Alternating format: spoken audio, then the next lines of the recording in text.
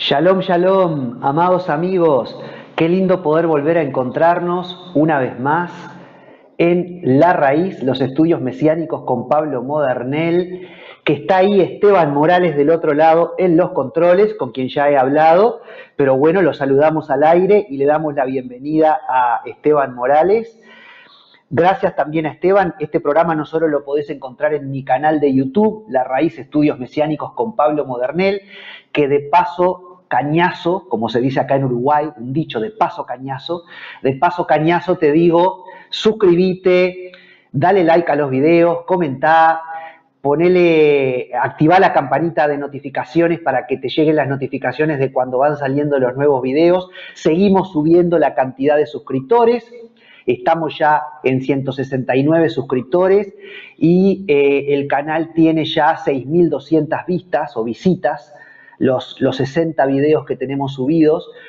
Y en esta nueva etapa, con este estudio que estamos realizando sobre la segunda venida de Cristo, estamos saliendo en este mismo momento por Apocalipsis Network, radio y televisión. Y esto también es gracias a una movida de Esteban Morales, que es ahí el gerente, digamos, de toda esta parte de distribución de los programas, de transmisión de los programas. Así que bueno, muy bien Esteban con esa labor que está haciendo siempre al firme desde su ciudad de Pando, en el interior, desde donde él maneja todo. Entonces un saludo para Esteban y un saludo para todos ustedes, amados, en esta cuarta parte ya. Parece mentira, pero ya estamos en la cuarta parte del estudio La Segunda Venida de Cristo, un estudio muy interesante que estamos haciendo y que todavía nos va a llevar algunas lecciones más. Muy felices, como digo, con todo lo que está sucediendo y bueno, seguimos adelante. El programa también sale por Apocalipsis Network América Latina, en otros días y horarios, así que estate atento ahí con todo eso también, pero bueno, si no, siempre cuando tengas un tiempito libre, me podés buscar en mi canal de YouTube para ver los videos, volver para atrás si querés, pasar para adelante si querés, esas ventajas que nos da YouTube, que yo ayer le explicaba a una conocida que tengo y que no está muy al tanto de cómo funciona YouTube. Me gustaría hoy arrancar con la diapositiva número 15, Esteban, que es la diapositiva que tiene lo que se llama la contraargumentación, ¿verdad?, de lo que es el rapto, lo que se conoce como el rapto invisible de la iglesia, que es la visión pretribulación. El Señor Jesús, dicen ellos, va a venir antes de la tribulación, antes del reinado de 7 años del anticristo, inmediatamente antes, y se va a llevar a la iglesia en forma invisible. Pero yo estoy haciendo una contraargumentación sobre esto. Ya cubrimos la clase pasada la historia de dónde surge esta interpretación de la Biblia y cubrimos los 3 primeros puntos, ¿no? Como ladrón en la noche, uno tomado y otro dejado, y casos aislados parecidos que no sientan precedente. Hoy vamos a arrancar del número 4 y vamos a cubrir hasta el punto número 12. Y si nos da el tiempo, vamos a entrar ya en Mateo 24, las gloriosas palabras de nuestro Señor Jesucristo. El punto número 4 con el que quiero arrancar hoy de la contraargumentación, lo ves ahí en el número 4 en la diapositiva, ser guardados de la prueba no significa ser raptados. Ser guardados de la prueba no significa ser raptados. Y podés volver a mí, Esteban. La gente que esgrime la teoría del rapto invisible dicen que como a la iglesia se le promete ser guardada de la prueba, entonces necesariamente la iglesia va a tener que desaparecer del planeta Tierra antes de que se desate esa hora que ellos entienden como de prueba, que es el gobierno del anticristo. Y en efecto, en Apocalipsis 3:10, a la iglesia de Filadelfia, el Señor le promete: te guardaré de la hora de la prueba que ha de venir sobre el mundo entero para probar a los que moran sobre la tierra. Te guardaré de la hora de la prueba que va a venir sobre el mundo entero. Entonces la gente que sostiene la teoría del rapto invisible dicen, acá está clarísimo, si te voy a guardar de la hora de la prueba que va a sobrevenir sobre todo el mundo entero, entonces la única manera de guardar a la iglesia es sacarla, raptarla. Y ese rapto tiene que ser de manera invisible, porque el rapto visible va a ser después. En eso están de acuerdo ellos y yo, que adhiero a la línea de el rapto de lo que se considera pre-ira, pero desde el punto de vista histórico, no pre-tribulación. Ahora, guardar de la hora de la prueba es lo que nosotros tenemos que entender, no implica sacar del mundo, sino guardar a la iglesia del mal. Es como cuando Jesús oró al Padre por nosotros en Juan, capítulo 17, versículo 15, diciendo, no ruego que los quites del mundo, sino que los guardes del mal. Ahí el Señor está usando el verbo tereo, guardar, en griego, ¿no? Seguramente el Señor dijo estas palabras en hebreo, pero bueno, el Evangelio de Juan, los manuscritos más antiguos de los que tenemos, están todos escritos en griego. Entonces, bueno, nos referimos al texto en griego, aunque seguramente las palabras de Jesús fueron en hebreo. Pero ese verbo, guardar, que usa Jesús, es el verbo tereo, ¿no? Ahora, se esgrime que hay una preposición en el griego que es sacar desde dentro, por parte de quienes argumentan en pro del rapto invisible. Tirizo ek, ¿no? Tirizo, que es precisamente un término en Apocalipsis 3:10, que en griego, te guardaré de la hora de la prueba, tirizo ek, que precisamente este término en griego, tirizo, viene de tereo, del verbo guardar, ¿no? En griego, que es el mismo verbo que usa Jesús cuando dice, no te pido que los quites del mundo, sino que los tereo del mal, que los guardes del mal. Entonces, Apocalipsis 3:10, cuando le hace la promesa a la iglesia de Filadelfia, dice tirizo ek, que literalmente en griego es como decir, te guardaré fuera de la hora de la prueba. Entonces, como dice tirizo ek, te guardaré fuera, la gente que sostiene el rapto invisible dicen, acá está clarísimo, etimológicamente en el griego la iglesia va a ser guardada fuera, va a ser quitada del mundo. Pero yo digo, no ha lugar, como se dice entre los abogados, a esta interpretación hiperliteral. No tiene lugar, porque la iglesia de Filadelfia no fue raptada, sino que fue guardada. Eso es lo que sucedió con esa congregación, ese es el concepto. Esta promesa de Juan, te voy a guardar de la hora de la prueba, tirizo ek, te voy a guardar fuera de la hora de la prueba que va a venir sobre el planeta Tierra, está primero dirigida esta promesa a la iglesia de Filadelfia. Y la iglesia de Filadelfia no fue raptada, ¿sí? Sino que atravesó la prueba, pero fue guardada. Guardada fuera, pero no porque haya sido cooptada o raptada, sino que fue guardada fuera porque es como que, a ver, como a vos la prueba no te toca, entonces es como si vos estuvieras por fuera.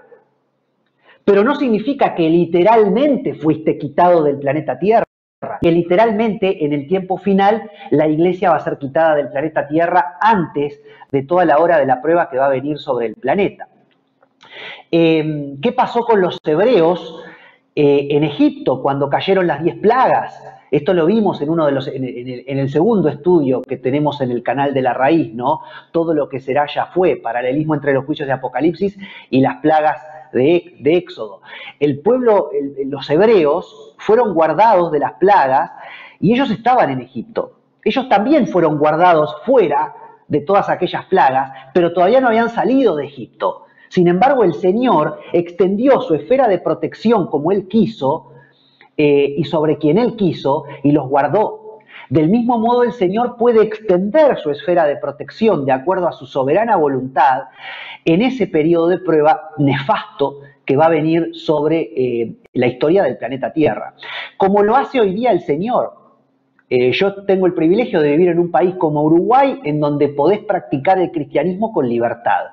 Sin embargo, hay otras regiones de nuestro planeta, como por ejemplo muchos países árabes de Medio Oriente, donde el problema no es que sean árabes, ni tampoco el problema es necesariamente la religión musulmana, pero sí el extremismo musulmán. Algunas facciones extremistas de la religión musulmana que lo que hacen es asesinar a los cristianos. misioneros católicos y protestantes que son directamente degollados, por ejemplo.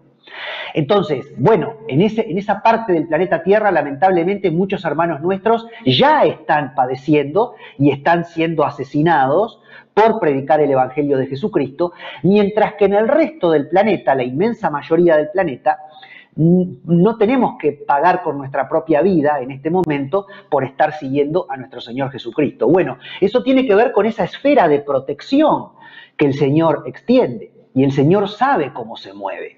Del mismo modo va a ser en aquel tiempo, ¿no? Entonces, guardarnos en la tribulación y guardarnos fuera, aunque recurramos al término o al vocablo original en hebreo, tirizo ek, te guardaré fuera de la hora de la prueba que va a venir sobre el mundo, no corresponde a decir que por eso la iglesia va a ser raptada, ¿sí? Noé, por ejemplo, pasó por el juicio en el arca, porque también muchas veces se usa el ejemplo de Noé. Noé no pasó por el juicio. No. Noé pasó por el juicio, porque el agua cayó sobre el planeta Tierra y cubrió la Tierra, y Noé tuvo que pasar sobre las aguas. Él pasó por el juicio de Dios, solo que él pasó por el juicio de Dios adentro de un arca, cubierto por el madero, que es un tipo de Jesucristo y de la cruz, ¿verdad? Pero como la cruz, como la sangre de Cristo que nos cubre a nosotros. Pero igual que Noé, nosotros de pronto tendremos que pasar el juicio de Dios, tendremos que pasar la hora de la prueba, pero la vamos a transitar cubiertos por el arca, cubiertos por el madero, cubiertos por la sangre de Cristo. Noé no voló al cielo, Noé pasó por el juicio, solo que fue guardado en la hora de la prueba. Fue guardado fuera, si querés ir al texto original griego, sí, tirizo ek, fue guardado fuera, pero ser guardado fuera no significa que fue arrancado del planeta Tierra, no, transitó las aguas del juicio, pero las transitó adentro del arca, cubierto con el madero, cubierto con lo que sería la sangre de Cristo, para explicarlo de alguna manera. ¿Sí? Entonces, es como dice el Señor Jesucristo, ¿no? La iglesia va a ser protegida hasta inmediatamente después de la tribulación de aquellos días. Y esto lo dice Jesucristo en Mateo 24, 29, y después lo vamos a leer. La iglesia va a ser protegida hasta inmediatamente después de la tribulación de aquellos días. No antes, después de la tribulación de aquellos días. Adverbio de tiempo, por favor, después, hasta después de la tribulación de aquellos días. Es claro que en la prueba seremos guardados, ¿sí? El Señor nos guarda del mal aunque estamos en el mundo, ¿sí? Ese es el gran punto acá. Pero además hay otros versículos, porque acá caprichosamente la gente que quiere creer en el rapto invisible se toma de la promesa a la iglesia de Filadelfia. Te guardaré de la hora de la prueba que va a venir sobre el planeta Tierra. Que de todas maneras, como vemos, no significa que la iglesia sea raptada.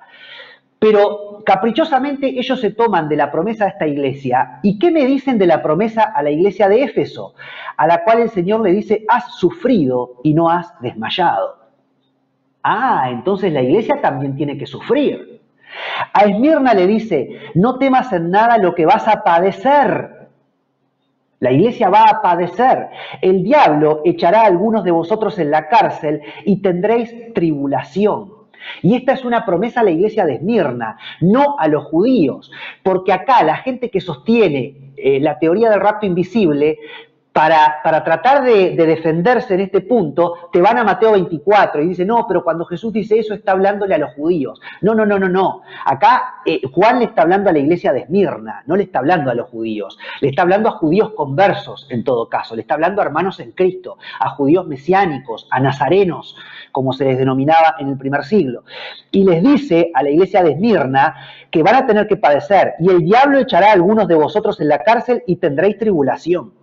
Sé fiel hasta la muerte, Apocalipsis 2.10. La promesa a Éfeso, has sufrido y no has desmayado, Apocalipsis 2.3.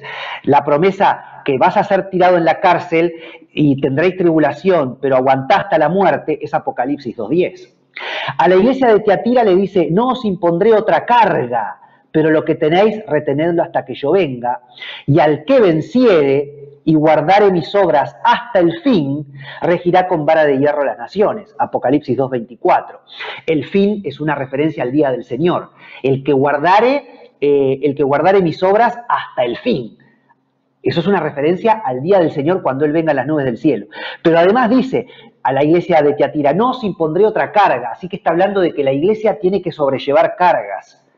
Y dice, retened lo que tenéis hasta que yo venga. Al que venciere, y ese concepto en griego de vencer implica guerra espiritual. Es una guerra, es una tribulación. Es decir que a todas las iglesias se les habla de la tribulación, pero por terrible que sea la persecución del anticristo, Dios tiene poder para proteger a los suyos hasta donde Él quiera, aun cuando sea un tiempo difícil, ¿no? Y el amor de muchos escogidos se enfríe, porque por algo también el Señor Jesucristo dijo, va a estar brava la cosa, al punto que el amor de muchos se va a enfriar. Seguramente se le sumen a la iglesia millones y millones de almas, porque también va a haber un gran mover espiritual y un derramamiento fuerte del Espíritu Santo en estos tiempos.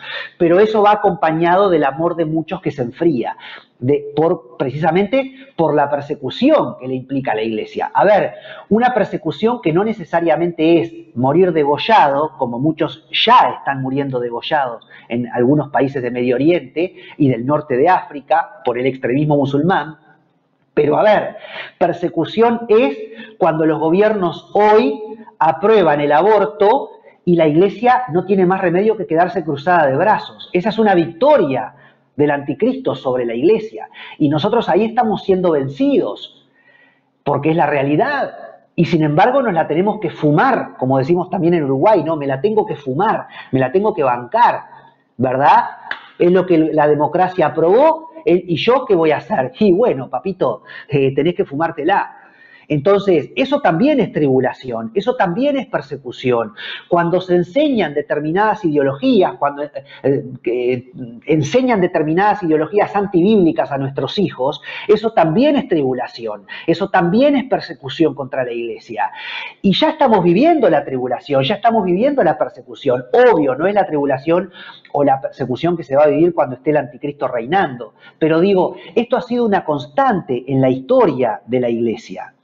Esta visión romántica de que el Señor va a venir y se va a llevar a la iglesia antes para que la iglesia no sufra, no sé de dónde sale, porque es antibíblica a todas luces, ¿sí? Mateo 24:29, después de la tribulación de esos días.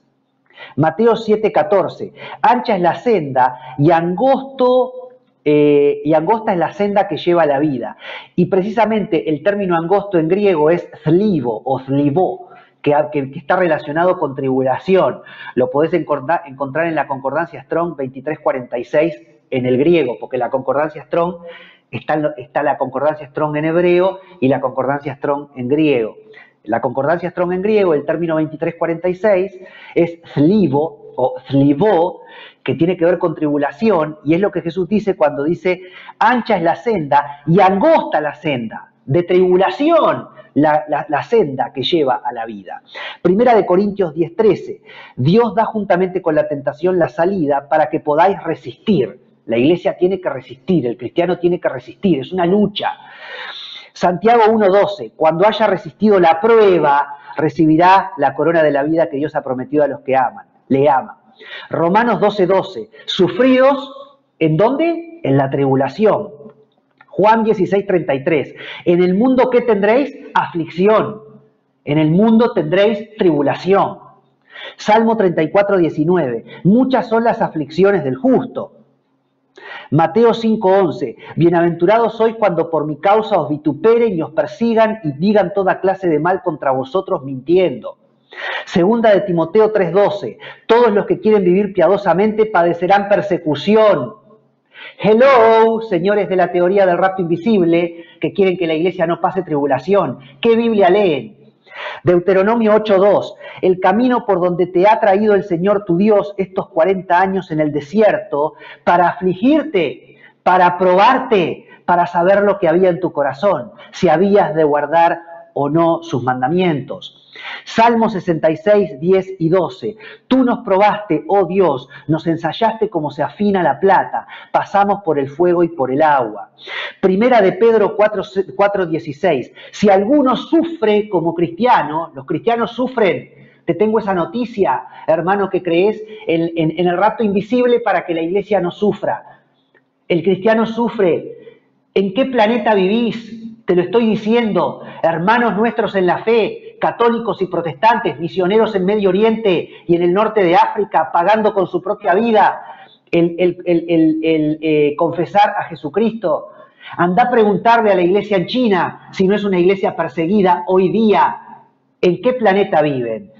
Santiago 1:2, la prueba de vuestra fe produce paciencia, es decir que la fe es probada a través de las pruebas. Además es muy interesante esto porque creer que ya estamos listos, la iglesia ya está lista, el Señor puede venir cuando quiera. Ahí también hay hasta un concepto arrogante de parte nuestra. No, siempre necesitamos ser probados como se prueba la plata y el oro. Hechos 14:22, es necesario que a través de muchas tribulaciones entremos en el reino de Dios. ¿Cómo? Sí, es necesario que a través de muchas tribulaciones entremos en el reino de Dios. Por supuesto que está hablando de situaciones en la vida también que le pasan a todos los cristianos y que siempre le han acontecido. Enfermedad, muerte de familiares, tristezas en lo emocional, tristezas en lo vocacional. Obvio que está hablando de otras cosas y no solamente la persecución del anticristo, pero el concepto de tribulación en general, el concepto de carga, el concepto de persecución, es lo que caracterizó a la iglesia, a lo largo de 20 siglos. Y si considero iglesia ya Adán y Eva, a lo largo de 6.000 años de la historia de la humanidad, siempre ha habido una lucha de Satanás por robarle la bendición a la iglesia, a los hijos de Dios. Segunda de Corintios 1:4, el cual nos consuela en todas nuestras tribulaciones. Romanos 5:3, nos gloriamos en las tribulaciones. Segunda de Tesalonicenses 1:4, nos gloriamos de vosotros en las iglesias de Dios por vuestra paciencia y fe en todas vuestras persecuciones y tribulaciones que soportáis. Segunda de Tesalonicenses 1:7, y a vosotros que sois atribulados, la iglesia es atribulada, daros reposo con nosotros cuando se manifieste el Señor Jesús desde el cielo. Es decir, que el reposo llega cuando finalmente el Señor se manifieste en el cielo con los ángeles de su poder, que no son la iglesia, son ángeles con el que Él viene a buscar a los escogidos. ¿Sí? Apocalipsis 7:14, estos son los que han salido de la gran tribulación y han lavado sus ropas y las han emblanquecido en la sangre del Cordero. Esto después igual voy a tocar este versículo porque hay algo que decir respecto a esto, ¿no? Entonces la tribulación siempre se menciona, amados, en la Biblia, en la palabra de Dios. Y si yo le pido a Esteban que vaya a la diapositiva 17, no la 16, sino la 17, ahí tenés la lista de estos pasajes que yo he leído para que vos después puedas comprobar. Históricamente siempre la tribulación acompañó a la iglesia, amados. Deuteronomio 8:2, Salmo 34:19, Salmo 66, 10 y 12, es decir, versículos 10 y 12 del Salmo 66, Mateo 5:11, Mateo 7:14, Mateo 24:29, Hechos 14:22, Romanos 5:3, Romanos 12:12. Mirá todos los pasajes que hablan de que la iglesia pasa tribulación. Primera de Corintios 10:13, segunda de Corintios 1:4, segunda de Filipenses 1:4-7, segunda de Timoteo 3:12, Santiago 1:2 y 12, primera de Pedro 4:16, Juan 16:33, Apocalipsis 2:3, 10, 24, 7, 14. Mirad la cantidad de versículos que tenemos que nos están hablando de la iglesia atravesando tribulación. Así que esto es importante que lo tengas en mente. Después podés parar el video si lo estás viendo en YouTube para tomar nota de estos pasajes si querés. Y Esteban, podemos volver a la diapositiva 15 ahora para entrar en el punto número 5. En la diapositiva 15, entonces, el punto número 4, ser guardados de la prueba, no significa ser raptados. las propias iglesias del Apocalipsis, todo lo que tuvieron que pasar, por favor. La propia iglesia, hasta la persecución nefasta, desde Nerón hasta Diocleciano, que prácticamente el cristianismo desapareció, los cristianos eran quemados, sus cuerpos, encendidos como antorchas, alumbraban los jardines de los millonarios en Roma. Por favor, la iglesia es el contingente más perseguido a lo largo de la historia. Punto número 5. El quitado de en medio no es la iglesia. Y nos tenemos que preguntar, ¿es el Espíritu Santo? Y podés volver a mí, Esteban, para explicar este punto, porque este es otro argumento de los que creen la teoría del rapto invisible. Segunda de Tesalonicenses, capítulo 2, versículos 7 al 9, dice: porque ya está en acción el misterio de la iniquidad, dijo el Pablo. Segunda de Tesalonicenses, capítulo 2. Es fácil de acordarse. 2 Tesalonicenses 2. 2. Ya está en acción el misterio de la iniquidad. Solo que hay quien al presente lo detiene hasta que él a su vez sea quitado de en medio. Y entonces se manifestará aquel inicuo a quien el Señor matará con el espíritu de su boca. Una referencia a Apocalipsis 19, ¿no? Cuando el Señor viene y con la espada que sale de su boca destruye al inicuo, al anticristo, y los condena al lago de fuego y azufre junto con el falso profeta. A quien el Señor entonces matará con el espíritu de su boca y destruirá con el resplandor de su venida, porque es ahí cuando el Señor viene, ¿verdad? Y se lleva a la iglesia, e inmediatamente después viene lo que es la batalla de Armagedón. Inicuo, el anticristo, cuyo advenimiento es por obra de Satanás, con gran poder y señales y prodigios mentirosos, todo lo cual está refrendado por Apocalipsis, porque tanto el anticristo como el falso profeta, la mano derecha del anticristo, se le permite hacer señales para también engañar a muchos. Ahora, hay una posibilidad que cuando este versículo de 2 de Tesalonicenses 2 dice: ya está en acción el misterio de la iniquidad, solo que hay quien al presente lo detiene, hasta que él a su vez sea quitado de en medio.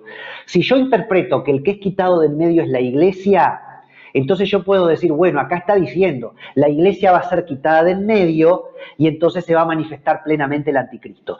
Pero eso no es lo que está diciendo el apóstol Pablo, porque no está diciendo que la iglesia va a ser quitada de en medio. La iglesia además es un término femenino en griego y acá claramente la referencia al quitado de en medio es en género neutro, porque el idioma griego no solamente tiene femenino y masculino, sino femenino, masculino y neutro, y no puede ser una referencia a la iglesia, que es un término femenino, porque habla de algo neutro, que es quitado de en medio. Entonces habría que ver, si no es la iglesia, también dicen los de la teoría del rapto invisible, bueno, es el Espíritu Santo. El Espíritu Santo va a ser quitado de en medio, porque entonces la iglesia tiene que ser raptada, y como el Espíritu Santo está en la iglesia, al ser la iglesia raptada, entonces el Espíritu Santo ya no está más en la tierra. Entonces, la iglesia no va a estar cuando se manifieste el reinado del anticristo. Pero esto no es lo que dice el texto del apóstol Pablo, y voy a dar varias explicaciones al respecto. Primero que nada, si el que es quitado de en medio es el Espíritu Santo, nunca dice acá el texto que esto sea necesariamente antes de la tribulación del anticristo, sino en todo caso antes de la batalla de Armagedón. La batalla de Armagedón es al fin de los 7 años de reinado del anticristo, cuando el Señor mata al falso profeta con el espíritu de su boca y los condena al lago de fuego y azufre. Porque dice el apóstol Pablo, entonces se manifestará aquel inicuo a quien el Señor matará con el espíritu de su boca y destruirá con el resplandor de su venida. ¿Sí? Entonces, en realidad puede ser una referencia al tiempo de Armagedón, no al tiempo 7 años antes. Segundo, si fuera quitado antes de la tribulación el Espíritu Santo, si el Espíritu Santo se va a llevar a la iglesia antes de la tribulación de una manera invisible, y el Espíritu Santo al irse con la iglesia, entonces se va el Espíritu Santo del planeta Tierra, y según los evangelios, en Juan, por ejemplo, el Espíritu Santo es el que convence al hombre de pecado, Juan 16:8, ¿cómo pueden haber personas salvas de que la iglesia sea raptada y el Espíritu no esté ya en la tierra? ¿Quién va a convencer a esas personas de pecado? Porque esto es algo para lo cual los de la teoría del rapto invisible no tienen explicación, porque se habla varias veces en el Apocalipsis, cuando ellos dicen que supuestamente la iglesia ya no va a estar, y se habla de mártires, se habla de santos, se habla de gente perseguida, se habla de gente que paga con su propia vida. Y toda esa gente, santos, mártires, perseguidos, que dan su propia vida por el Señor, ¿quién los convenció si el Espíritu Santo ya no está en la tierra? ¿De qué manera el Espíritu Santo puede obrar en esa gente si el Espíritu Santo ya no estuviera en la tierra? ¿No? Esto está mal, ¿verdad? No cuadra. Ahora, tercero, ser quitado de en medio, cuando dice solo que hay quien al presente lo detiene hasta que él a su vez sea quitado de en medio. Lo que está queriendo probablemente decir el apóstol Pablo no es ser quitado de en medio en el sentido de que, bueno, tiene que ser arrebatado el Espíritu Santo al cielo con la iglesia. No, ser quitado de en medio significa el Espíritu Santo en este momento, junto con la iglesia, está como una barrera, digamos, como si yo te dijera, una barrera intercesora entre lo que es el enemigo y los seres humanos. No solamente obrando como intercesor por la iglesia en manera específica, pero es como que está ahí deteniendo el mal. Ahora, ser quitado del medio puede significar sencillamente es movido de la posición que tiene. Entonces, en ese momento, el enemigo va a poder atacar mucho más a los seres humanos, porque el Espíritu Santo es removido, pero no significa que es llevado en las nubes del cielo 7 años antes de que venga el Señor. No, significa que hay un cambio, así decirlo, en la postura, en la posición que tiene el Espíritu Santo, ¿verdad? Entonces, esa intercesión, ese manto, ese muro de contención, de misericordia, que todavía impide que no solamente el diablo le haga mal a la gente de la iglesia, sino al mundo, en algún momento es tan grande la maldad que, bueno, el Señor dice, a ver, yo muevo de posición al Espíritu Santo, el Espíritu Santo sigue estando en la tierra, sigue estando la iglesia en la tierra, pero ahora el enemigo, el mal, tiene como el campo orégano, tiene la vía libre, más libre, para hacerle mal a la humanidad. Porque también es tan grande la maldad de los hombres que no quieren recibir a Dios, que llega un momento que de pronto, bueno, ese Espíritu Santo que está mediando junto con la iglesia y que están intercediendo, son removidos de su posición. Pero eso no significa irse en las nubes, significa que va a haber un cambio de postura, ¿sí? Y por otro lado, bueno, si Dios es omnipresente, aun cuando el Espíritu Santo fuera quitado de en medio porque la iglesia es raptada, si Dios es omnipresente, el Espíritu Santo igual tiene que seguir en la tierra, porque digo, no puede el Espíritu Santo no estar en algún lugar. No, porque el Espíritu Santo es Dios y el Espíritu Santo es como Dios omnipresente. Entonces, de ninguna manera este pasaje da el aval para elaborar toda la teoría del rapto invisible. Es muy débil sostenerse en esto para creer en un rapto invisible de la iglesia 7 años antes de la tribulación del anticristo. Hay algunos eruditos que dicen que no se trata de la iglesia, por supuesto, porque es un término neutro en griego, pero que ni siquiera de pronto se trate del Espíritu Santo. Y esto ya es otra interpretación, ¿no? Hay quienes dicen que el que va a ser quitado de en medio puede ser una referencia al arcángel Miguel, que es el arcángel que lucha en manera especial por el pueblo judío, y que el arcángel Miguel está en lo que sería el segundo cielo, defendiendo a los judíos en manera especial, luchando por Israel, pero como en Apocalipsis en un momento se dice que Satanás va a ser lanzado de ese segundo cielo a la tierra, se supone que el que está luchando en el segundo cielo en manera especial con Satanás hasta este momento es el arcángel Miguel.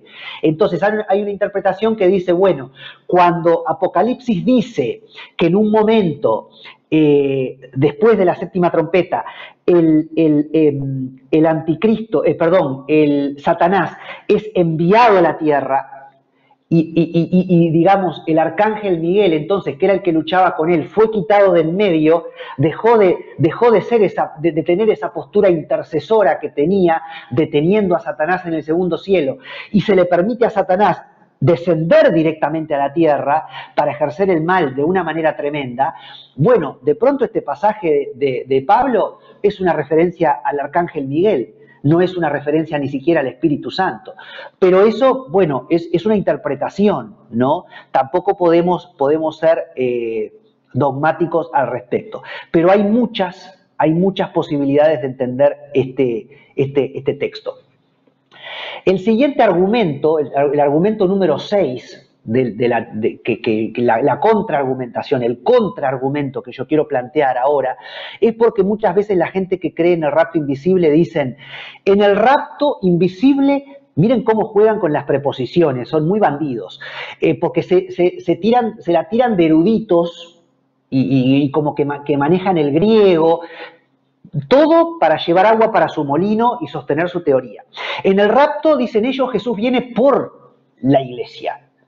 Pero en la segunda venida visible, el Señor viene con la iglesia. Bárbaro. Entonces, claro, en el rapto Él viene por la iglesia y después en la segunda venida Él viene con la iglesia, dicen ellos, ¿no? Ahora, yo lo que te digo es, amado, yo lo que entiendo es que el Señor en la segunda venida viene por la iglesia, no en el rapto. En la segunda venida visible a todo ojo, después de la señal, cuando el sol se oscurezca y la luna se vuelva luna de sangre, después de esa gran señal, el Señor viene como relámpago en forma visible por la iglesia. La iglesia es raptada, evidentemente. En el cielo suceden junto con la iglesia las bodas del Cordero, y después el Señor viene con la iglesia. Sí, concuerdo contigo. El Señor viene por la iglesia y después el Señor viene con la iglesia, pero no en un rapto invisible primero y luego en la segunda venida, cosa que la Biblia nunca dice. No, la Biblia solo habla de la segunda venida, la parusía, la manifestación gloriosa de nuestro Señor. Envía a sus escogidos, a los ángeles, a recoger a sus escogidos, el rapto de la iglesia, y luego, evidentemente, para la batalla de Armagedón, el Señor viene con la iglesia, ¿sí? A luchar definitivamente en la batalla de Armagedón. Entonces, no me hagas un juego de palabras como que yo no creyera en estas dos características. Sí, yo también creo que el Señor viene por la iglesia y que después el Señor viene con la iglesia.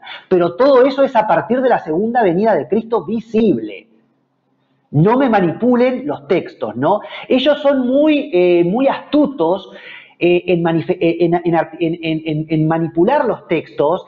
Te quieren hacer sentir como que sos muy ignorante, como que no conoces el griego, como que no conoces las preposiciones, pero la teología de ellos hace agua por todos lados. Del mismo modo, ellos dicen, por ejemplo, a ver, las primicias, dicen ellos, ¿no? Es la iglesia en el rapto. Miren cómo interpretan ellos, ¿no? Los primeros resucitados es la iglesia en el rapto.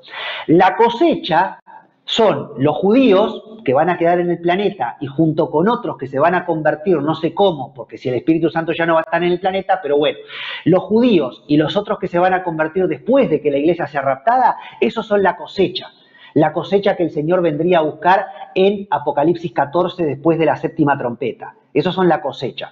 Y después el rebusco, que serían el resto de la gente que quede, sobre la cual el Señor Jesús va a gobernar en el milenio. Ahora, yo te digo, sí, esa es tu interpretación, amado. Vos decís que las primicias es la iglesia, que la cosecha es el pueblo judío y los que no quisieron creer en su momento y después van a tener que pagar con sus vidas para vivir para el Señor, y el rebusco son los que el Señor, aquellos que queden sobre los que el Señor va a gobernar en el milenio. Ahora, como tú tenés esa interpretación, yo tengo la interpretación de que las primicias es el Señor Jesucristo, porque es el primer fruto resucitado. Y además el Señor Jesucristo resucita en un Yom HaBikurim, en un domingo, el día de los primeros frutos, una de las fiestas sagradas de Israel, de las que tienen que ver con la primavera, marzo-abril de Israel. y que tienen que ver con la primera venida de Jesucristo. La Pascua, panes sin levadura, primeros frutos y Pentecostés. Entonces, las primicias es el Señor Jesucristo, que resucita en la fiesta de las primicias o de los primeros frutos, pero que además es las primicias porque Él es el primer fruto resucitado. Después, la cosecha es la iglesia que el Señor viene a buscar en Apocalipsis 14, después de la séptima trompeta, cuando Apocalipsis dice, vi a uno venir en la nube blanca y entonces metió la hoz y la tierra fue cegada. Y el rebusco, sí, estoy de acuerdo contigo, son aquellos que quedan para el milenio, aquellas almas sobre las que el Señor va a gobernar durante el milenio y que después que termine el milenio, ahí parte de la humanidad va a levantarse nuevamente en contra de nuestro Señor y parte de la humanidad, lo que sería el rebusco, va a amar a nuestro Señor. ¿Sí? Pero entonces no me vengan con los jueguitos de palabras, que viene en, que viene por, que viene con, que viene sin, porque yo te lo argumento perfectamente y te tiro abajo tu argumento. No me jueguen con el lenguaje en ese sentido. Punto número 7, respecto a la validez de una segunda venida inminente. Ellos dicen, el Señor puede venir en cualquier momento. En este momento yo estoy dando esta clase y el Señor Jesús puede venir ahora y se lleva a la iglesia de manera invisible. Eso tiene que ver con lo que se llama el rapto inminente de la iglesia. Una teología de un rapto inminente, de una segunda venida de Jesús inminente. Es decir, en cualquier momento. Bueno, esto tampoco es verdad. Porque si bien es cierto que el día y la hora nadie lo sabe, y es verdad, el día y la hora nadie lo sabe. Pero Jesús fue muy claro y la palabra es muy clara respecto a las señales que van a preceder su segunda venida. Entonces, el Señor Jesús no puede venir sin que antes se den determinadas señales. Tenemos que conocer los tiempos. La iglesia tiene que saber acerca de las señales y de los tiempos que estamos viviendo. No por casualidad, el Señor Jesús en Mateo 24 habla de guerras, terremotos, hambre, pestes, que entre paréntesis todo esto es claramente, o lo podríamos interpretar como los primeros 4 sellos del Apocalipsis, ¿no? Sellos número 2, 3 y 4. Incluso el terremoto puede tener que ver con el 6º sello. Entonces el Señor Jesús dice, antes de que yo venga, hambre, pestes, guerra, terremotos, ¿sí? Otros hablan del tratado de Israel con el anticristo y la existencia de un tercer templo donde el anticristo se sentará. Lo que se llama el tratado de paz entre el anticristo e Israel, que es conocido como el pacto con el Seol o pacto con la muerte, y esto lo podés descubrir en Isaías 28:15. ¿Sí? Obviamente, este tratado, este pacto con la muerte, tiene que suceder durante el reinado antes de iniciar el reinado del anticristo. Pero esto va a suceder de manera secreta. Seguramente esto se firme de manera secreta. Pero es una señal. El enemigo, y también te voy soltando esto, el enemigo se mueve en lo secreto. Dios no. Dios es Dios de luz. Dios es Dios de misterios, pero de misterios revelados, porque los misterios están ya en la palabra. Lo que nos puede faltar es luz para entenderlos, pero acá está todo. Dios no se mueve en las sombras ni en lo secreto. El que se mueve en lo secreto es Satanás.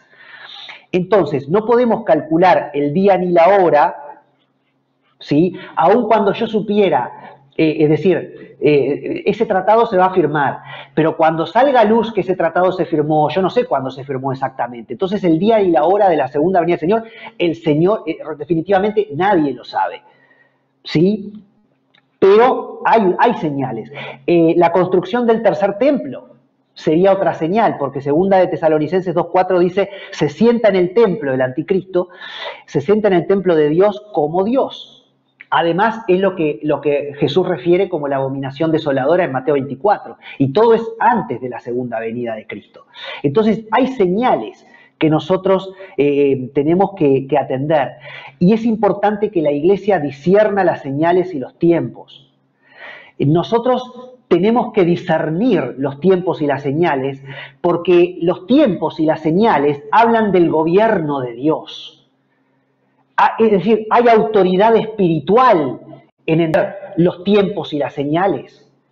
Hay autoridad espiritual en entender el gobierno de Dios, el calendario profético de Dios. Por favor, no puede ser en cualquier momento.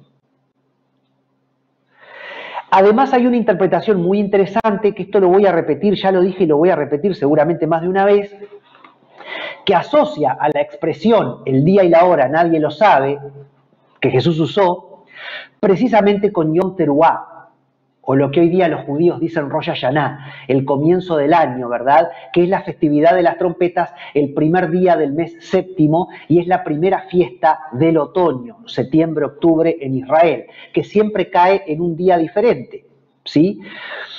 Esta celebración de Yom Teruah, el sonar de la trompeta, o Rosh Hashanah, cabeza del año, también se la conoce como la fiesta escondida, porque nunca se sabe exactamente qué día sucede. Es una fiesta misteriosa, por así decirlo, porque hasta que no sale la luna nueva, ¿verdad? Ese haz de luz de la luna nueva, nunca se sabe cuándo comienza el año. Entonces, el día ni la hora realmente nunca se sabe. Entonces, por eso el Señor Jesús dice, no, el día y la hora nadie lo sabe. De hecho, esto era algo muy común entre los judíos. Cuando se usaba la expresión, el día y la hora nadie lo sabe, se sabía que se estaba hablando de Yom Teruah. Se sabía que se estaba hablando de la primera festividad del otoño, ¿sí? Primera de Corintios 15, 52. En un momento, en un abrir y cerrar de ojos, a la final trompeta, porque se tocará la trompeta, y los muertos serán resucitados incorruptibles, y nosotros seremos transformados. Acá el apóstol Pablo, hebreo de hebreos, de la tribu de Benjamín, formado a los pies de Gamaliel, el más grande rabino de su tiempo, es decir que Pablo era un judío al cuadrado, por donde lo mires. Pablo dice, en un abrir y cerrar de ojos, ¿sí? Como el momento en el cual sale el haz de la luna nueva, y puedo decir, comenzó el año nuevo. Comenzó el año nuevo, salió la luna nueva. Es en un abrir y cerrar de ojos. De hecho, en el judaísmo hay gente que está atenta para ver en qué momento sale ese haz de luz. Hay testigos que tienen que estar presentes para ver en qué momento. Sí, a veces 2 testigos o a veces más. Y escuché, nunca entendí cómo, pero dicen que incluso el día y la hora, porque mirá, puede haber hasta una variación de hasta de 4 días. Saber cuándo exactamente sale ese haz de luz de la luna nueva, ¿sí? Entonces, cuando el apóstol Pablo dice en un abrir y cerrar de ojos, puede claramente estar hablando de Yom Teruah. Es en ese instante, ¿verdad? Cuando se da esa señal que se anuncia el año nuevo. Y además al sonar de trompetas, porque dice, en un abrir y cerrar de ojos, a la final trompeta, porque se tocará la trompeta. Y Yom Teruah, año nuevo, precisamente significa el sonar del shofar, el sonar de la trompeta, ¿sí? Y los muertos serán resucitados incorruptibles. Y se asocia esta celebración en el judaísmo con la resurrección de los muertos. Es decir, que todo apuntaría a que el Señor Jesucristo va a venir en una celebración de Yom Teruah, en una celebración de Año Nuevo Judío. No es que el Señor Jesucristo vaya a venir, sino que esa celebración es la señal. Esa celebración es el sol que se oscurece, la luna que se vuelve luna de sangre, y esto ya pauta el camino para que el Señor venga como el relámpago que alumbra el cielo. Porque no es lo mismo exactamente la señal de la venida del Hijo del Hombre que la venida del Hijo del Hombre. ¿Sí? Pero definitivamente van de la mano prácticamente, ¿no? Y ahí está muy claro. Entonces el Señor no puede venir de manera inminente. Hay señales que lo tienen que preceder a esa segunda venida. Ahora, argumento número 8.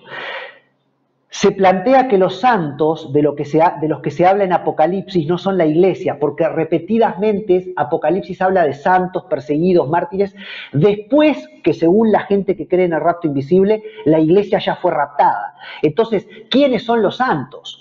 Bueno, ellos dicen que los santos de los que se habla en Apocalipsis no son la iglesia, no son los creyentes, y que como no se menciona el término iglesia, por eso la iglesia no está presente en gran parte de Apocalipsis. Bueno, yo lo que digo es que Mateo 24, las palabras de Jesús, el Señor Jesús no dice que viene en esa venida visible con los santos, sino que dice que envía a sus ángeles a recoger a los escogidos que son la iglesia. Entonces, ¿de dónde sacan que Jesús viene con los santos? No sé. Jesús primero viene con los ángeles, se lleva a sus escogidos que son los santos y después evidentemente viene con los santos para la batalla de Armagedón. Sí, evidentemente, pero eso después. Mateo 16, 27 vendrá con sus ángeles. Mateo 25, 31 vendrá con los santos ángeles, pero son ángeles, no son la iglesia. Jesús más claro no pudo ser. Sucede la gran señal y después recoge a sus escogidos y dice claramente, y entonces, Mateo 24, 40, adverbio de tiempo, después de esa señal en los cielos, después del sol que se oscurece, la luna que se vuelve luna de sangre, ¿sí? Entonces estarán dos en una cama, uno será tomado y el otro será dejado. Dos en el molino, uno será tomado y otro será dejado. Dos en el campo, uno tomado y otro dejado. Después de esa señal, ¿sí? Y en ese contexto viene además después la parábola de las 10 vírgenes, ¿no? En Mateo 25, el novio se hace anunciar, las incautas saben que no tienen aceite, pero ya es demasiado tarde. El novio las encuentra como ladrón en la noche por la sorpresa, pero ellas supieron que él venía, lo vieron venir, porque él se hace anunciar al son de trompetas, ¿no? Pero no es invisible, no es un rapto invisible, es un rapto visible y después de la señal en el cielo. Es de juicio para el incrédulo y de reunión con él para el creyente.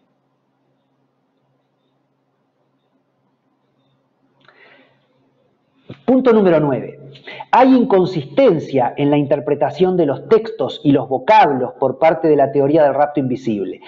Por ejemplo, 1 de Tesalonicenses 5.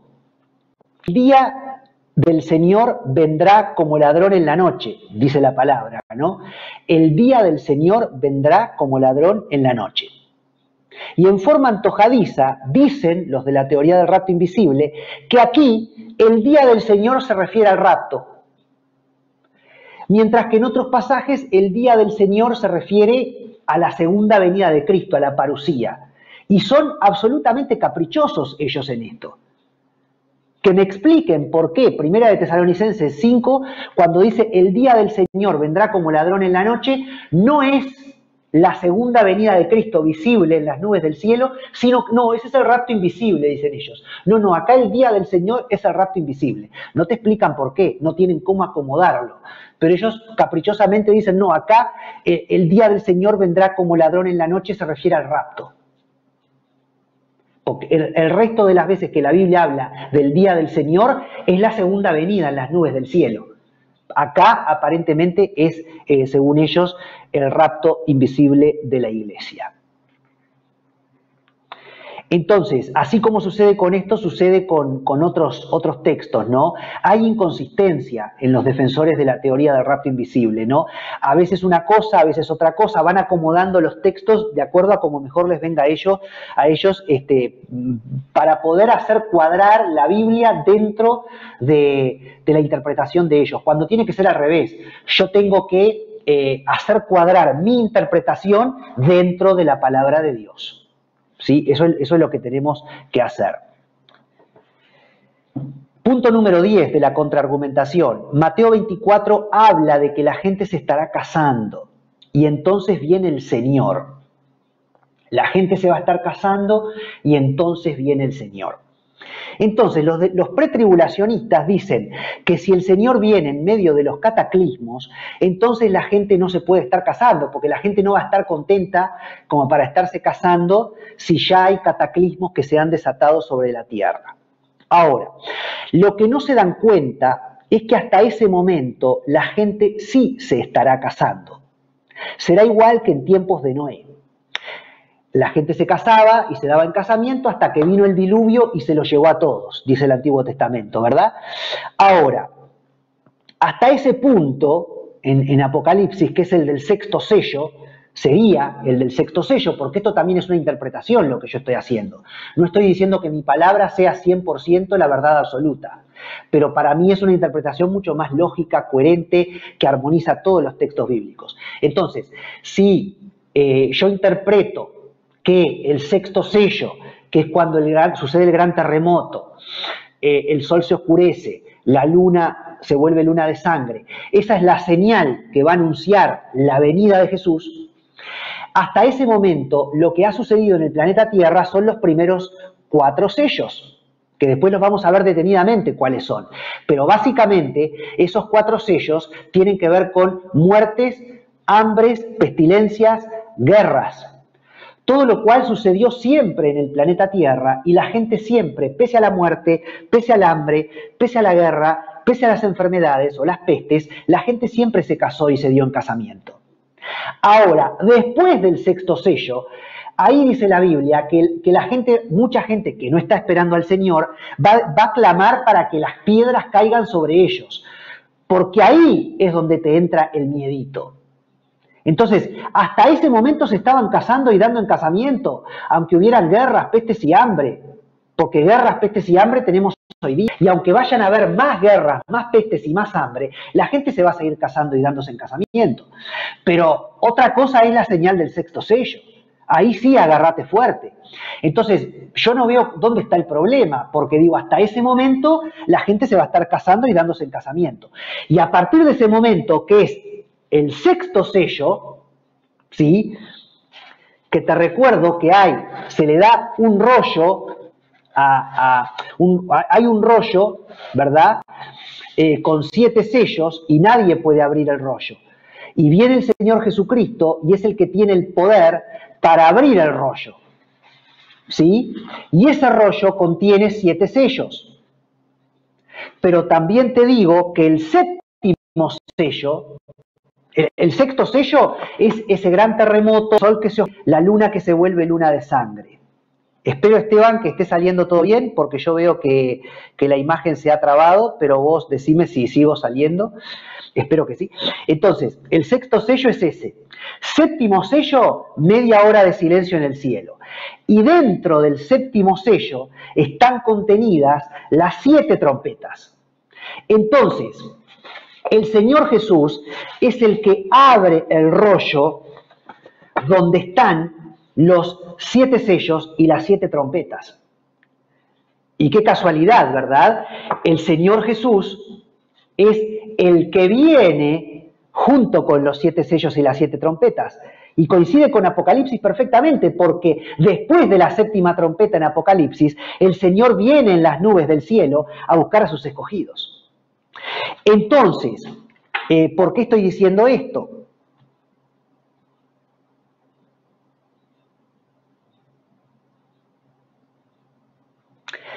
Después del sexto sello, el sexto sello anuncia la venida del Hijo del Hombre. Se hace la media hora de silencio en la tierra y se desatan las 7 trompetas, pero las 7 trompetas están contenidas dentro del rollo donde estaban también los 7 sellos. Y las 7 trompetas pueden ser, que después yo lo voy a explicar, una tras de la otra, son sucesos muy rápidos. No es que, las 7 trompetas van a durar 50.000 años. No, no, no. Es pa, pa, pa, pa, pa. Y el Señor viene por la iglesia. Puede ser cuestión de horas, puede ser cuestión de días. Podría ser cuestión de 10 días.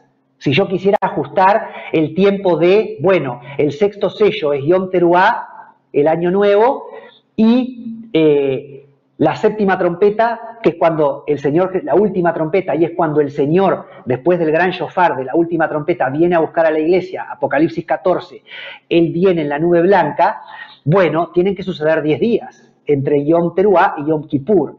Es una interpretación. También esto coincidiría con que a la iglesia de Esmirna, en el Apocalipsis se le dicen, es necesario que seas atribulado por 10 días. Increíble, ¿no? Ahora, esa sería una interpretación hiperliteral. Si yo quiero hacer cuadrar la promesa que Dios le da a la iglesia de Esmirna con una teología que diga, bueno, porque a la iglesia de Esmirna se le dice que va a ser atribulada durante 10 días, entonces ahí está hablando de Yom Teruah y Yom Kippur, el proceso de 10 días entre la señal de la venida del Hijo del Hombre y la venida del Hijo del Hombre, bueno, ahí yo estaría armando toda una teología en base a una interpretación hiperliteral de una promesa bíblica a una de las 7 iglesias de Apocalipsis. Y eso es algo que yo no puedo hacer. Me puede parecer súper interesante esa lectura, me puede parecer muy rica, me puede dar muchos insights, como se dice en inglés, ¿no? Me puede dar un insight de que de efecto va a ser así, pero no puedo hacer una teología de eso.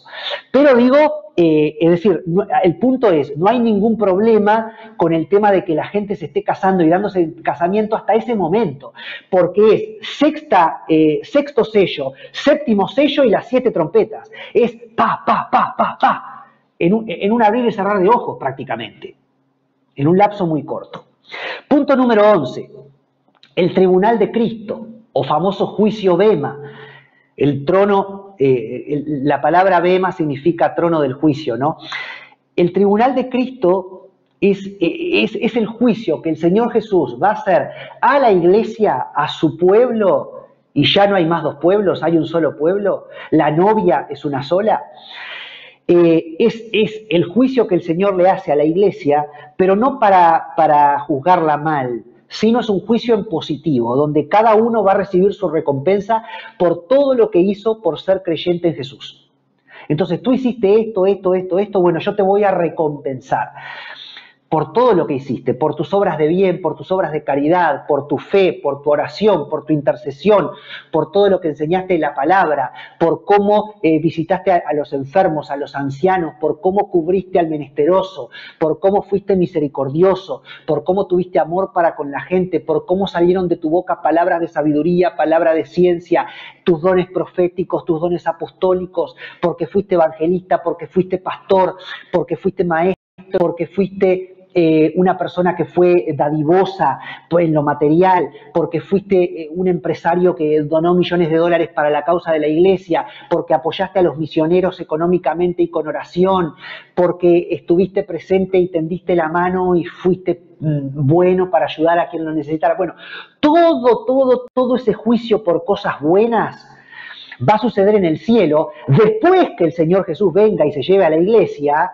que yo diría va a ser después de la 7ª trompeta, Apocalipsis 14, el que viene en la nube blanca a llevarse a los escogidos.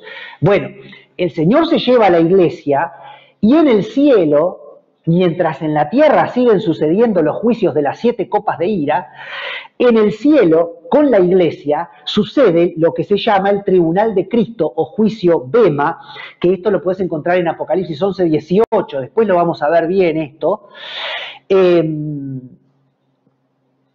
Entonces, ese juicio Bema o ese tribunal de Cristo no tiene por qué tener 7 años de duración, porque es como si, bueno, no, el Señor tiene que venir por la iglesia en forma invisible, llevarse a la iglesia y estar tranquilo el Señor 7 años haciendo el juicio Bema, ¿verdad?, ante el tribunal de Cristo, recompensando a cada uno según su obra, y después de 7 años, cuando se acabe todo el periodo de la tribulación y gran tribulación del anticristo, ya se acabó el juicio Bema y ahí el Señor viene con la iglesia. Perdón, ¿quién dice que el juicio Bema tiene que durar 7 años? El juicio Bema puede ser en un abrir y cerrar de ojos también. Para el Señor un día es como 1000 años, entonces no tiene nada que ver. El Señor, después de la 7ª trompeta, viene en Apocalipsis 14, en la nube blanca, por la iglesia, se lleva a la iglesia, han sucedido el 6º sello, el 7º sello y las 7 trompetas al hilo, como decimos en español, en Uruguay, sucedieron al hilo, pa, pa, pa, pa, pa, una tras de la otra. El Señor viene por la iglesia, se lo llevó, y el Señor va a tener un lapso, que después voy a explicar por qué, es un lapso de meses, y a Dios le alcanza y le sobra 5 meses, por ejemplo, 6 meses, para llevar el juicio Bema o el juicio por obras a la iglesia. No hay ninguna contradicción. No veo por qué no pueda ser así. Muy bien.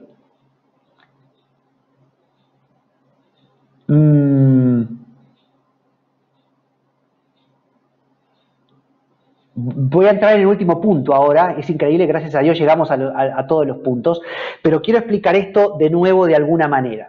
Después de la séptima trompeta en Apocalipsis 11:15, en Apocalipsis 11:18 dice que llegó el tiempo de dar el galardón a los siervos, a los santos, a los que temen su nombre. Ese dar el galardón a los siervos, a los santos, a los que temen su nombre es el juicio Bema, es el tribunal de Cristo, ¿verdad? Es después de la séptima trompeta. Entonces, luego hay una recapitulación, después esto lo vamos a ver más detenidamente, porque vamos a ir capítulo por capítulo de Apocalipsis, tranquilos. Pero bueno, entonces, luego hay una recapitulación en Apocalipsis 12 de cómo se ha dado desde el vamos el tema de la persecución de Satanás a Israel y la iglesia. La mujer es Israel, el hijo de la mujer que Satanás quiere destruir es el Mesías y la descendencia del Mesías, la iglesia, los que guardan los mandamientos de Dios y tienen el testimonio de Jesús. Apocalipsis 12:17. Luego, en el capítulo 13 se dice que hasta se le ha permitido a la bestia hacer guerra contra los santos y vencerlos, lo cual ha de querer decir que el sistema de la bestia imperará en todo el planeta y la iglesia no va a tener la hegemonía como ya no la tenemos hoy. ¿Sí? Y como yo ya lo dije, la despenalización del aborto es legal. Ahí el anticristo a nosotros como iglesia nos venció. Ya nos ha vencido, ya nos ha quebrado. Y como eso, tantas cosas que están sucediendo, en donde como la iglesia ha dejado de tener la hegemonía, en donde las constituciones de todos los países de Occidente que fueron sustentadas en principios bíblicos, hoy día están siendo reevaluadas y se están aprobando leyes en contra de las leyes de Dios, entonces la iglesia ha perdido la hegemonía que tuvo todo este tiempo y ya los santos estamos siendo vencidos. De igual manera vamos a ser vencidos en aquel tiempo. Esto no es que necesariamente ser vencido no significa que voy a venir y te voy a cortar la cabeza. De repente la cabeza a mí ya me la cortaste cuando me aprobaste la ley pro aborto. Entonces hay muchas maneras de hacerle la guerra a los santos y vencerlos. Hay que abrir la cabeza para entender estos pasajes, ¿no? Entonces, ahí es Apocalipsis 13. Luego, en el comienzo del capítulo 14, vemos al Cordero en pie sobre el monte Sión con los 144.000, es decir, los judíos como nación han abierto sus ojos y están recibiendo al Mesías, ¿verdad? Por eso esto puede ser un símbolo de que, bueno, van a estar ya en plena comunión con Él, nada más y nada menos que en el monte Sión. Y entonces en el versículo 12 dice que aquí está la paciencia de los santos que guardan los mandamientos de Dios y la fe de Jesús. Y apenas 2 versículos más adelante, en el 14:14, habla del que viene sobre la nube blanca a cegar la tierra. Y otro ángel la vendimia, es decir, salvación y condenación, trigo y cizaña.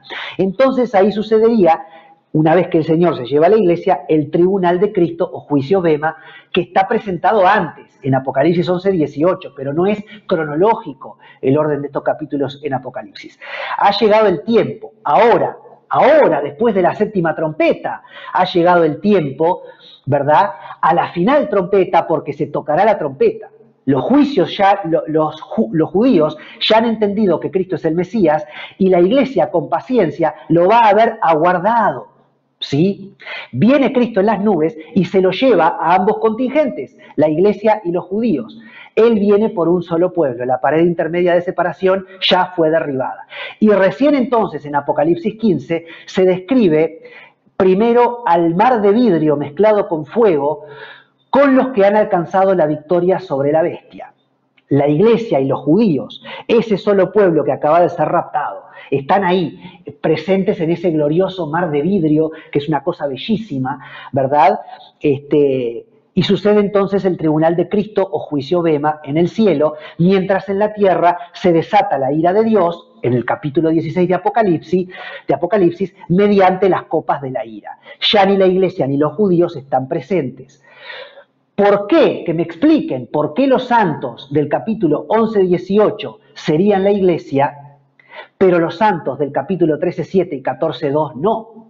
Es decir, se repite la inconsistencia de la interpretación pretribulacionalista, dispensacionalista.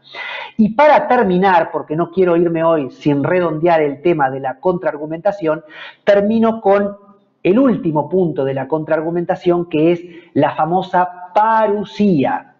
Y podés ir, Esteban, a la diapositiva número 15, el punto número 12, que es el último de la contraargumentación y con lo que cerramos el estudio hoy. Parusía y reunión. Es decir, segunda venida de Cristo en las nubes del cielo y rapto. En ese orden, no a la inversa. No hay un rapto antes de la parusía del Señor. No. Es la parusía, la manifestación de Dios y luego el rapto. ¿Y podés volver a mí, Esteban?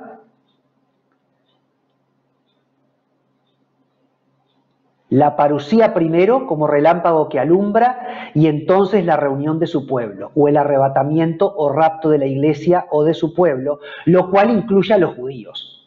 Un mismo evento con dos instancias consecutivas. La manifestación, el Señor que viene en las nubes y recojo a mis escogidos y me los llevo conmigo. Él no viene solo por la cizaña, porque ya vino por el trigo en secreto 7 años antes. Eso es un invento, eso no es lo que dice la Biblia. Él viene por el trigo y en ese juicio por el trigo también se lleva la cizaña. Es decir, separa el trigo de la cizaña. Al trigo se lo lleva al cielo y la cizaña queda en la tierra, soportando las copas de ira del Señor y efectos colaterales de pronto de las trompetas. ¿Sí? Esto cuadraría con Apocalipsis 14, tras el juicio de la séptima y última trompeta, que habla de que la tierra fue cegada por uno sentado sobre una nube, al tiempo que otro ángel vendimia la tierra con una hoz, enviando las uvas al lagar de la ira de Dios. Esto es una referencia a los injustos, los que no creyeron en el Señor y no se van a ir con el Señor. Las 5 virges incautas de la parábola de Mateo 25, que es después, relato que viene después de la venida del Señor Jesús en las nubes del cielo, como él lo dice en Mateo 24. Y a su vez, todo esto tiene que ver con la puerta que se abre, ¿verdad? Y después el tiempo del juicio. Que el juicio tiene que ver con Yom Kippur. La puerta que se abre, Yom Teruah, el año nuevo, el anuncio, la señal de que el Señor Jesús va a venir. Y 10 días después, estoy diciendo esto caprichosamente, 10 días después, 2 horas después, 5 minutos después de la séptima trompeta, Yom Kippur, ¿verdad? Juicio, el Señor que viene, y es juicio porque es salvación y son expiados aquellos que han creído en Él, pero van a ser condenados los que no creyeron en Él. El trigo se va para el cielo y la cizaña queda en la tierra. Más allá de que después, evidentemente, el Señor va a venir con ese trigo, con la iglesia desde el cielo, para la batalla de Armagedón. Pero esto es harina de otro costal. Así que bueno, yo espero haber sido claro con la contraargumentación, con estos dos hitos, y de esta manera me despido hasta la semana que viene. Me apasioné como siempre, los quiero mucho y que el Señor siempre nos alumbre respecto a todas estas maravillosas verdades contenidas en su palabra.